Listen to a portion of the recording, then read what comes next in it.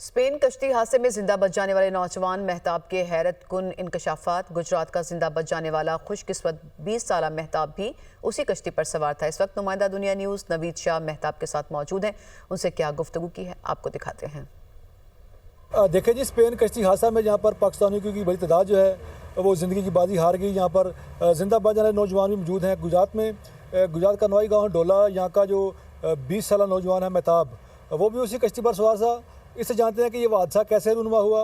हम 2-3 निकले थे, हम पॉइंट पर गए, उन्होंने हमें आधा घंटा वहाँ पर रखा। गाड़ी थी जिस पर इधर भैंसे लोड नहीं करते, ऐसी गाड़ी थी। हम 66 पाकिस्तानी थे उधर उस गाड़ी में। जब हम 14 दिन हम समुद्र में रहे हैं, 4 दिन चलते या शिप पे, 5 दिन हमारे पास खाना था। उसके बाद हमारे पास कुछ नहीं था, ना पानी था ना खाना था।